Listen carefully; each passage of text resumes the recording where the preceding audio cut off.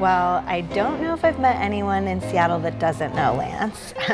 That's kind of a joke, but... If you're one of the few who doesn't know Lance Mercer, he's the Seattle photographer who captured that seismic shift in American music called grunge. And he was Pearl Jam's official photographer. Official sounds so official. It was semi-official. Anyway, you've probably seen Lance's iconic images of every notable Northwest band from the 90s in books and magazines like Rolling Stone, Spin, and Vanity Fair.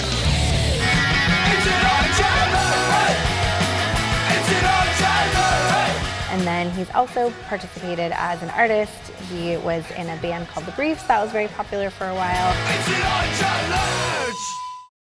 Lance met my mom through mutual friends, and actually one of their first dates was a photo shoot that he did of me when I think I was about 1.5, 2 years old.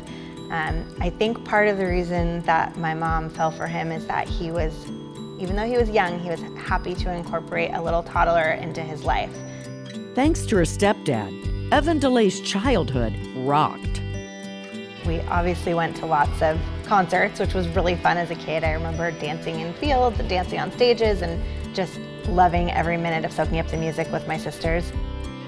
I just assumed that she was up to no good because I was a pretty wild kid. So I just, that's what I assumed, but I was completely wrong. Next, I think we should focus on donor recruitment. Today, Evan is a research nurse at Bloodworks Northwest, which serves Washington, Oregon, and Alaska. It also runs a cutting-edge research institute. They provide the blood products that save lives in real time in the hospital. It's a world away from Lance and his years at ground zero in a grunge music explosion. Being in this, 2-foot photo pit with this sea of people behind me, I considered myself to be almost like a war photographer. The war Lance is fighting now is much different. Yeah, I had just a strange, what felt like a pulled muscle in my leg, and I went into the doctor. I thought I was going in just for a quick checkup. Tell me your name and birthday. Lance Mercer, 11/20. 2014, Father's Day. That's when Lance is told he has stage 4 lymphoma, a potentially fatal blood cancer. And I remember I walked around, I stood up and I was pacing around her, and I started yelling at her that didn't know what she was talking about. It's scary, and you, especially when you're in the healthcare field and someone in your family's going through this, you want to be able to fix it. It was really severe. I had it pretty much throughout my whole body.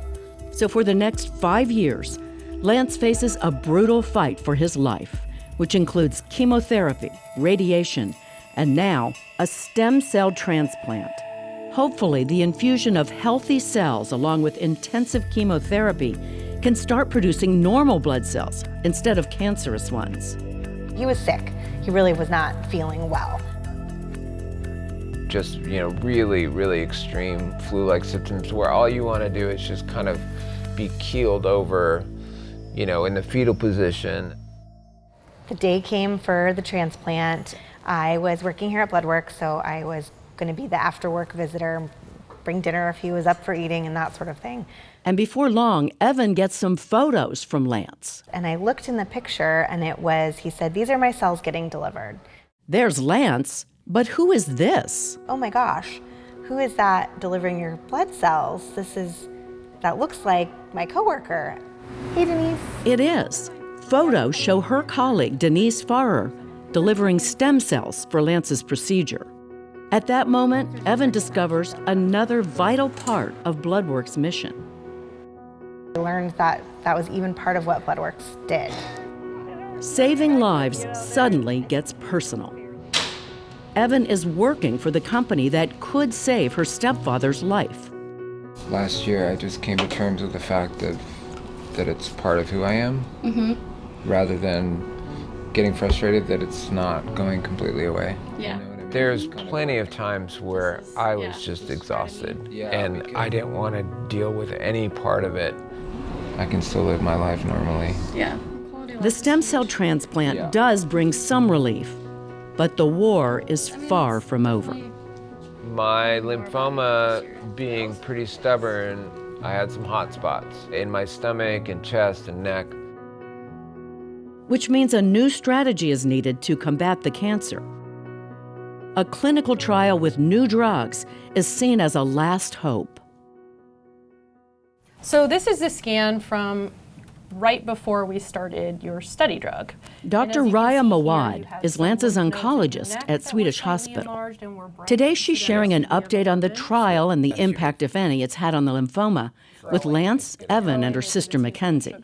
So I would say that everything is improved compared to November. That's amazing. And you're tolerating the drug really well, and so I think we should keep going. Yeah. You're doing great. Yeah.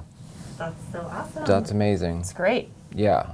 I was kind of in shock, to be honest. Like, I can just be normal and just kind of go about my life now.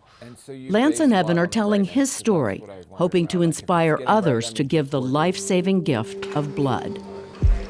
I don't know how else to say it, but without it, people won't survive.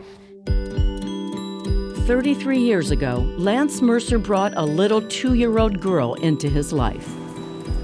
Where was this one again? This was Kitsap County, Lollapalooza '92. It's Chris Cornell. Who'd have known that one day she'd be a part of saving his? Oh, that's my brother. I already was proud of where I worked, and it made it even more powerful for me that I'm really working at an organization that's not just changing anybody's life or other people's lives, but my family's life.